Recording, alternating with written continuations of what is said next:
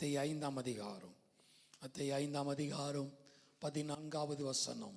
மத்தேயு 5:14. நீங்கள் உலகத்திற்கு வெளிச்சமாய் இருக்கிறீர்கள். மலையின் மேல் இருக்கிற பட்டணம் மறைந்திருக்க மாட்டாது. மலையின் மேல் இருக்கிற பட்டணம், உன் வெளிச்சம் எழும்பணும் அப்படின்னா நமக்குள்ள ஒரு பெரிய உயர்வான எண்ணம் இருக்கணும். நான் மலையின் மேல் இருக்கிற பட்டணம். ஆமென் சொல்லுங்க. ஹல்லேலூயா. நான் மலையின் மேல் இருக்கிற பட்டணம். ஒரு பெரிய ஒரு மேலான ஒரு எண்ணம். கர்த்தர் நம்மை சாதாரணமாய் கர்த்தர் பார்க்கல. உலகம் சாதாரணமாய் பார்க்கும். ஆனால் கர்த்தர் நம்மை ஆண்டவர் எப்படி வைத்திருக்கிறார்? உன்னை மலையின் மேல் இருக்கிற பட்டணமாய் கர்த்தர் வைத்திருக்கிறார். அல்லேலூயா. அதனாலதான் கர்த்தர் சீயோனை கர்த்தர் நமக்காக தெரிந்து கொண்டார். சீயோனுக்காகவும் எருசலேமுக்காகவும் கர்த்தர் மகா வைராக்கியம் கொண்டிருக்கிற காரணம், கர்த்தர் நம்மை சீயோன் மலையில் வாசம் பண்ணுகிற ஜனங்களாய் கர்த்தர் நம்மை தெரிந்தெடுத்திருக்கிறார். அல்லேலூயா, அல்லேலூயா. மலையின் மேல் இருக்கிற பட்டணம் நமக்கு எப்பொழுதுமே ஒரு உயர்வான ஒரு எண்ணம் நமக்குள்ள இருக்கணும். ஆமென். கர்த்தரை தெய்வமாக கொண்ட ஜனம் பாக்கியம் உள்ளது. நான் கர்த்தரை தெய்வமாய் கொண்டிருக்கிற இந்த சீரை பெற்ற ஜனம் பாக்கியம் உள்ளது. அல்லேலூயா. கர்த்தரை தெய்வமாய் கொண்ட ஜாதி, அதுதான் பெரிய ஒரு ஜாதி. நீங்களும் நானும் ஆண்டவரை ஆராதிக்கிற பிள்ளைங்க தான் உலகத்திலேயே பெரிய ஜாதி. ஆமென். இன்னைக்கு உலகம் நிறைய காரியத்தை சொல்லும். ஆண்டவரை ஏற்றுக்கொண்டதுனால நம்மை பார்த்து அவங்களுடைய அந்த காரியங்களை தெரியாதவர்கள், அறியாதவர்கள் தவறான வார்த்தைகளை பயன்படுத்தலாம். ஆனால் இயேசு கிறிஸ்துவை சொந்த இரட்சகராய் ஏற்றுக்கொண்டு ஆராதிக்கிற பிள்ளைங்க தான் உலகத்தில் பெரிய ஒரு ஜாதி. ஆமென். காரணம், எல்லாவற்றை காட்டிலோ நீங்களும் நானும் ஆராதிக்கிற என் ஆண்டவர் பெரியவர். அல்லேலூயா. அவர் ஆபிரகாமிலும் பெரியவர், யாக்கோபிலும் பெரியவர், சாலமோனிலும் பெரியவர், அவர் யோனாவிலும் பெரியவர், என் தேவாலயத்திலும் பெரியவர். என் உலகத்தில் இருக்கிற எல்லாவற்றை காட்டிலும் நான் ஆராதிக்கிற என் ஆண்டவர் பெரியவர். அல்லேலூயா. கர்த்தரை தெய்வமாய் கொண்ட ஜனம் பாக்கியம் உள்ளது.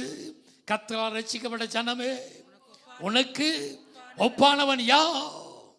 மலைகளை தாண்டுவோம், பள்ளங்களை கடந்துடுவோம், சதிகளை முறியடிக்கிற பலனை கர்த்தர் நமக்கு கொடுத்திருக்கிறார். ஆமென். அல்லேலூயா. மலை மேல் இருக்கிற பட்டணம் அது மறைந்திருக்க மாட்டாது. ஆண்டவர் நம்மை உயர்ந்த இடத்துல வைக்கிறார்.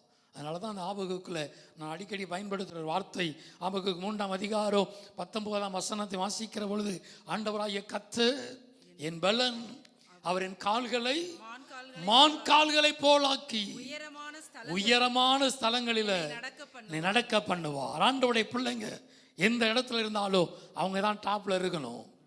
அவங்க தான் எல்லா இடத்துல உயர்ந்து இருக்கணும். உயரமான ஸ்தலத்துல கர்த்தரை நடக்க பண்ணுவார். தானியேலை உயர்த்தின ஆண்டவர், யோசேப்பை உயர்த்தின ஆண்டவர், இன்றைக்கு நம்மையோ உயர்ந்த இடத்துல என் நாமத்தை அறிந்திருக்கிறபடியால் நான் அவளை உயர்ந்த அடைக்கலத்தில் வைப்பேன். ஆமென். அல்லேலூயா. ஆண்டவர் நம்மை உயர்வான ஸ்தானத்துல உயர்ந்த இடத்துல கர்த்தர் நம்மை வைத்து கர்த்தர் நடத்துவார். ஆமென் சொல்லுங்க.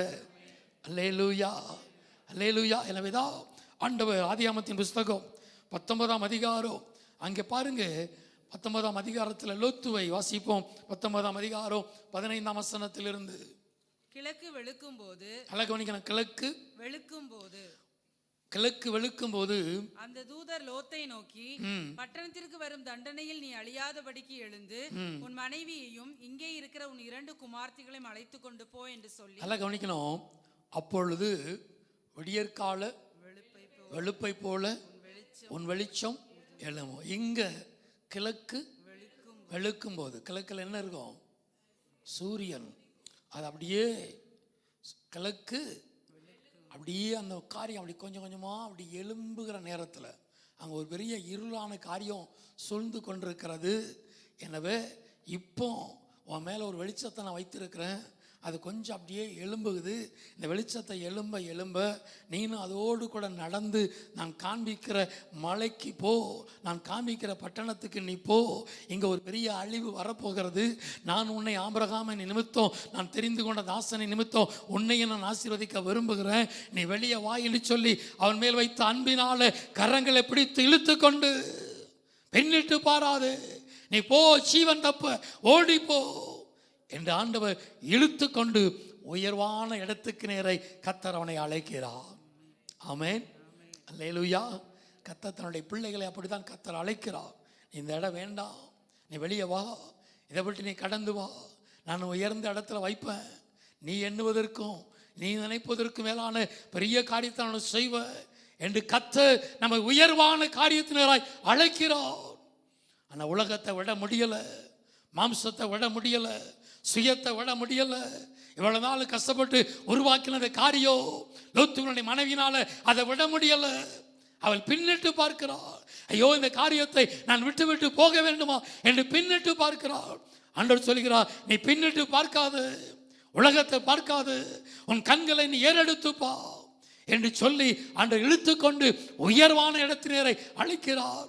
ஆனால் லோத்து சொல்கிறார், இல்லை ஆண்டவரே, என்னால் அங்கே போக முடியாது, போக முடியாது, நான் செத்து போவேன். ஜீவனுள்ள தேவன் உன்னை அழைக்கிறார். நான் உன்னை உயர்த்துவேன், நான் உன்னை உயர்ந்த அடைக்கலத்தில் வைப்பேன், நீ உயரமான ஸ்தலங்களில் நடப்பாய் என்று வாக்குத்தத்தம் பண்ணி நம்மை அழைக்கிறார். நாம் அநேக நேரத்தில் ஆண்டவருடைய அழைப்பையோ ஆண்டவருடைய சத்தத்தையோ உதாசனப்படுத்துகிறோம். அது வேண்டாம் ஆண்டவரே, அது எனக்கு வேண்டாம். நமக்கு விருப்பமானதை, நம்ம சுய விருப்பத்தை ஆண்டவர் மேலே திணிக்கிறோம். ஆண்டவர் மேலே திணித்து ஆண்டவர் சில நேரம் சுய விருப்பத்துக்கு விட்டு கொடுப்பா. ஓவராக டார்ச்சர் பண்ணால் உன் சுய விருப்பத்துக்கு விட்டு கொடுப்பா. ஆனால் அதில் சில வேதனைகளையும் கஷ்டங்களையும் அனுபவிக்க வேண்டிய சூழ்நிலைகள் வரும். அப்படிதான் கடந்து வந்தது. அவன் சுய விருப்பத்தை விட்டு கொடுத்தா, வேதனை, கஷ்டம், குடும்பத்தை இழந்தா. அதன் பின்பு அங்கே இருப்பதற்கு பயந்து அவன் எதை தெரிந்தெடுத்தானோ, எதை சூஸ் பண்ணானோ, அங்கே வாழ்வதற்கு பயந்து மீண்டும் அவன் கடந்து போவதை நாம் பார்க்க முடியும். இந்த நாட்களில் ஆண்டவர் நம்ம உயர்வான இடத்திற்கு நேராக கர்த்தர் நம்மை அழைக்கிறார். அல்லேலூயா. நீ மலை மேல் இருக்கிற பட்டணம், மலை மேல் இருக்கிற பட்டணம், நம்முடைய எண்ணங்கள் மேலானதெல்லாம் இருக்கட்டும், உயர்ந்த காரியமாக இருக்கட்டும். ஆண்டவர் கர்த்தர் அப்படிதான் பார்க்கிறார். ஆண்டவர் உயர்ந்த இடத்துல வைத்து அழகு பார்க்கிற ஒரு நல்ல தகப்பன். ஆமென், அல்லேலூயா. மலை மேல் இருக்கிற பட்டணம் மறைந்திருக்க மாட்டாது. அது எல்லாருக்கும் வெளிச்சத்தை கொடுக்கும், அது எல்லாருக்கும் பிரகாசத்தை கொடுக்கும். அது எங்கே இருந்தாலும் எல்லாருடைய கண்களுக்கு தெரியும். நீ மறைந்திருக்கிற பாத்திரம் அல்ல. ஆண்டவர் உன்னை அநேகருக்கு ஆசீர்வாதமான பாத்திரமாய் கர்த்தர் தெரிந்தெடுத்திருக்கிறார். ஆமென், அல்லேலூயா. நம்முடைய காரியத்தை கர்த்தர் மறைந்திருக்கிற காரியம் அல்ல, வெளியரங்கமாய் அநேகருக்கு ஆசீர்வாதமான பாத்திரமாய் இருப்பதற்காய் கர்த்தர் தெரிந்தெடுத்திருக்கிறார். ஆமென், அல்லேலூயா. இந்த வெளிச்சத்தை மலை மேல் இருக்கிற பட்டணமாய் ஆண்டவர் நம்மை தெரிந்தெடுக்கிற இந்த வெளிச்சத்தை நம்முடைய சூழ்நிலையினால நாம் அதை அமிழ்த்தி விடக்கூடாது, அதை மறைத்து விடக்கூடாது. வெளிச்சத்தை மறைக்கிற காரியம், வெளிச்சத்தை மறைக்கிற காரியம். அதே மத்திய 5 அதுக்கு அடுத்த வசனம் சொல்கிறது. 15ஆம் வசனத்தை வாசிப்போம். விளக்கை கொளுத்தி மரக்காலால மூடி வைக்காமல் விளக்கு தண்டின் மேல வைப்பார்கள். நல்ல கவனிக்கணும். அப்பொழுது அது வீட்டில் உள்ள யாவருக்கும் வெளிச்சம் கொடுக்கும். ஆண்டவர் சொல்றாருப்பா, விளக்கை கொளுத்தி மரக்காலால மூடி வச்சிராத, விளக்கு தண்டின் மேல வைக்கணும்.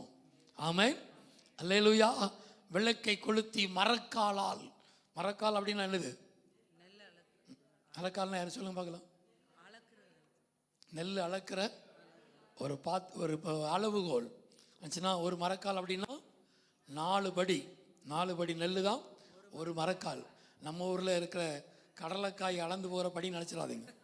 அது இங்கே இருக்கிற படி கணக்கு கிடையாது. ஒரு மரக்கால் அப்படின்னா அது எவ்வளோ சைஸ் இருக்கும், அதான் ஒரு படி. அந்த ஒரு படியில் 4 படி சேர்ந்தால் தான் ஒரு மரக்கால். அப்போ நல்லா கவனிக்கணும். அது அளப்பதற்கு பயன்படுத்துகிற ஒரு அளவுகோல் அதான் மரக்கால். அதில் 4 படி நெல் தான் அணைச்ச முடியும், போட முடியும். அதுக்கு மேலே போட முடியாது, அதுக்கு மேலே போட முடியாது. நல்ல மனசு உள்ளவங்க கொஞ்சம் மேலே வரைக்கும் நல்லா அப்படியே சேர்த்து வச்சு போடுவாங்க.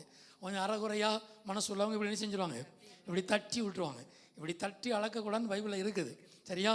இப்படி தட்டி விட்டுருவாங்க. உங்கள் வாழ்க்கை இப்படி தான் இருக்கும். பிறகு நல்லா அப்படி குமிச்சு வச்சாதான் ஆண்டு சறுக்கி அமுக்கி குலுங்கி விழுற வரைக்கும் கர்த்தர் கொடுப்பார்.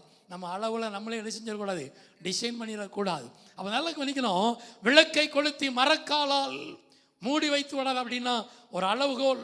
என் வாழ்க்கை இவ்வளவுதான், என் வாழ்க்கை இவ்வளவுதான், என் குடும்பம் இவ்வளவுதான், என் படிப்புக்கு இந்த வேலை தான் கிடைக்கும், நான் இதுக்கு தான் தகுதி, இதுக்கு மேலே என்னால் ஒன்றும் பண்ண முடியாது அப்படின்னு நம்மளே நம்ம லைஃப்பை டிசைன் பண்ணி நம்மளே ஒரு ஃப்ரேம் மட்டி அப்படி ஆணி அடித்து அடக்கம் பண்ணி அங்கேயே வச்சுருவோம்.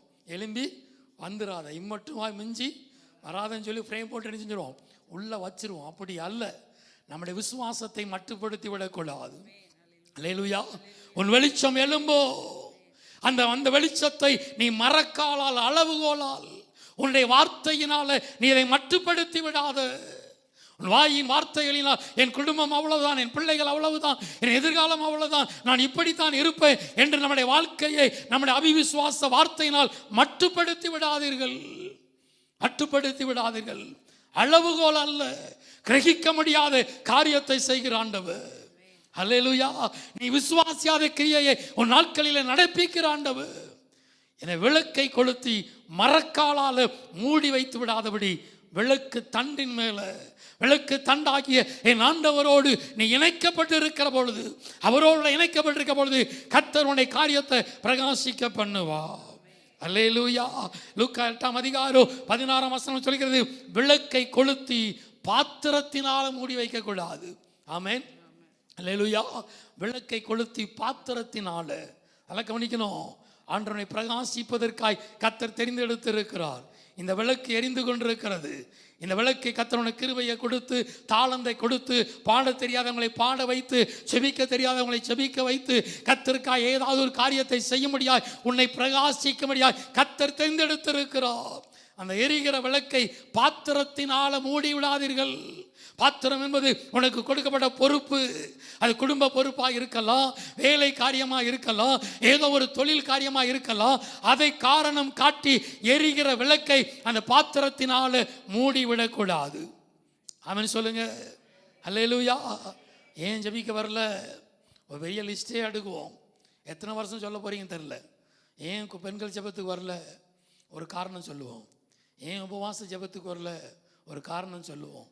ஏன் இரவு ஜெபத்துக்கு வரல, காரணம் ஒரு காரணம் இல்லை, 10 காரணம் சொல்லுவோம். 10 காரணம் சொல்லுவோம். விளக்கை கொளுத்தி பாத்திரத்தினால மூடி வைத்து விடாதீங்க. கர்த்தர் உங்களை பிரகாசிக்க பண்ண விரும்புகிறார். விளக்கை கொளுத்தி கட்டிலின் கீழே வச்சிடாதீங்க. ஆமென் சொல்லுங்க. அல்லேலூயா. விளக்கை கொளுத்தி கட்டிலின் கீழே, அன்னைக்கு மரக்கட்டில் இருந்துச்சு, நார்கட்டில் இருந்துச்சு, அன்னைக்கு வச்சோம், அன்னைக்கு நாங்கள் ஸ்டீல் கட்டில் வச்சுருக்கோம், இரும்பு கட்டில் வச்சுருக்கோம், ஒன்றும் செய்யாது அப்படின்னு நினச்சிடாதீங்க. அதெல்லாம் கவனிக்கணும். விளக்கை கொளுத்தி கட்டிலின் கீழே உலக மயக்கத்தில், ஆசாபாசத்தில், இச்சையில், மாம்சத்தின் காரியத்தில் எரிகிற விளக்கை அணைத்து போட்டு விடாதீர்கள். விளக்கை கொளுத்தி கட்டிலின் கீழே வைத்து விடாதபடிக்கு அந்த விளக்கு எப்பொழுதும் எரிந்து கொண்டே இருக்கணும். ஆமென். அல்லேலூயா. அல்லேலூயா. அந்த விளக்கு தண்டில் இணைக்கப்பட்டிருக்கிற பொழுது நீ மலை மேல் இருக்கிற பட்டணமாய் கர்த்தர் அந்த விளக்கை கர்த்தர் பிரகாசிக்க பண்ணுவார். அல்லேலூயா. அவர் நெறிந்த நாணலை முறியாமலோ மங்கி எறிகிற திரியை அணைக்காமலும் இருக்கிற ஆண்டவர். அந்த மங்கி எறிகிற போல தெரியலாம், உலகத்துக்கு அப்படி தெரியும்.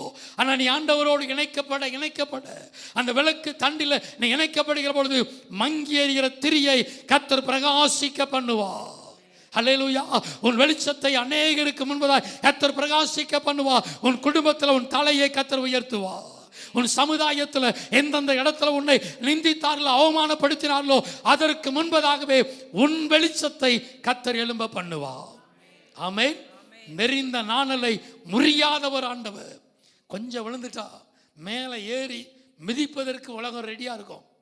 மேலே ஏறி மிதிப்பதற்கு அவள் லைட்டாக கால் தட்டி விழுந்தா போதும், அவ்வளோதான். அவனை திருப்பி எழுப்புறதுக்கெலாம் இல்லை, திருப்பி நினைச்சுவாங்க மிதித்து எழும்ப முடியாமல் இருக்கிறதுக்கு உலகம் ஆயத்தமாக இருக்கும். ஆனால் நம்முடைய ஆண்டவர் நெறிந்த நாணலை முறியாதவர். ஆமென், அல்லேலூயா. அப்படியே வயலில் நீங்கள் போனீங்கன்னா அப்படியே நெல் அப்படியே வந்துடும், அப்படியே கதிர் விட்டு நெல் அடிச்சோம் அப்படியே அழகாக வரும். வயலில் போகும்போது ஒரு வாசம் வரும், சூப்பரான ஒரு வாசம். அந்த நெல் வருகிற பொழுது அந்த வாசம் வந்துடும், அப்படி அழகான ஒரு வாசம் வரும். ஆனால் பாருங்கள், திடீர்னு ஒரு காற்றடிக்கும், அந்த வாந்தியம் அந்த வயல் கடிச்சோம் அப்படியே கீழே முடங்கி கீழே விழுந்து கிடக்கும். அதை பார்க்குற பொழுது ஒரு பயங்கரமான ஒரு வேதனை, பயங்கரமான ஒரு கண்ணீர். அவ்வளோ தூரம் கஷ்டப்பட்டு வந்த பொழுது அப்படியே சரிஞ்சு விழுந்து கிடக்கும். பார்த்துட்டு வேறு ஒன்றும் பண்ண முடியாது, உள்ள காலம் வைக்க முடியாது, அதை நம்ம நிமித்தவும் முடியாது. பார்த்துட்டு கண்ணீர் விட்டு தான் வெளியே வரணும். கண்ணீர் விட்டு வீட்டுக்கு போவோம். ஆனால் பாருங்கள், நைட்டில் அப்படி லைட்டாக ஒரு சாரல் மழை பெய்யும், அல்லது அப்படியே ஒரு பனித்துளி போல் ஒரு மழை பெய்யும். இது நிறையாவுடைய விவசாயிகளுடைய வாழ்க்கையில் இந்த அனுபவத்தை பார்த்துருக்க முடியும். அப்படியே சரிஞ்சு கிடக்கும். நைட்டில் திடீர்னு பார்த்தீங்கன்னா அப்படியே ஒரு சாரல் மழை லைட்டாக பெய்யும், லைட்டாக ஒரு பனித்துளி பெய்யும். காலையில் அப்படி அழகாக சூரியன் அப்படி பிரகாசமாக உதிக்கும், அப்படியே ஒரு தென்றல் காற்று வீசும், நெறிந்த நாணல் அப்படியே நிமிர்ந்து நிற்கும். அல்லேலூயா. அது பாருங்க, அப்படியே அழகா நிச்சயம் நிமிர்ந்து நிற்கும். நெறிந்த நாணலை முறியாத ஆண்டவர். ஆமென் சொல்லுங்க. மங்கி எறிகிற திரியை அணையாமல் இருக்கிற ஆண்டவர். உன் வெளிச்சத்தை கர்த்தர் எழும்ப பண்ணுவா. உதிக்கிற உன் ஒளியின் இடத்துல, உதிக்கிற என் வெளிச்சத்தின் இடத்துல ராஜாதிகள் வருவார்கள். ராஜாக்கள் வருவாங்க. ஆனால் அதுக்கு முன்பதாக உங்க ஜாதி உங்க பக்கத்தில் வரும், உங்க குடும்பம் உங்க பக்கத்தில் வரும், உங்க கோத்திரம் உங்க பக்கத்தில் வரும். யார் நிந்தித்தாங்களோ அவங்க உதிக்கிற ஒளி நடத்துல எனக்காக ஜெபியுங்கள் என்ற அந்த கூட்டம் உன் பக்கத்தில் வரும். ஆமென் சொல்லுங்க. உன் வெளிச்சத்தை கர்த்தர் எழும்ப பண்ணுவா. ஆமென், அல்லேலூயா. நாம் பிரகாசிப்பதற்காய் அழைக்கப்பட்டிருக்கிறோம். மலை மேல் இருக்கிற பட்டணம் மறைந்திருக்க மாட்டாது, நான் விழுந்தாலும் எழுந்திருப்பேன். அல்லேலூயா. என் சத்துருவே எனக்கு விரோதமா சந்தோஷப்படாது. என் பலவீனத்தை குறித்து, என் சில தடைகளை பார்த்து, எனக்கு இந்த சில பிரச்சனைகளை பார்த்து நீ சந்தோஷப்படாது. நான் விழுந்தாலும் நான் எழுந்திருப்பேன். கர்த்தரனை நிமிர்ந்து நடக்க பண்ணுவா. உன் குடும்பத்தை, உன் பிள்ளைகளை, உன் சொந்த குடும்பத்துக்கு முன்பதாய் கர்த்தர் நிமிர்ந்து நடக்க பண்ணுவா. ஹல்லேலூயா.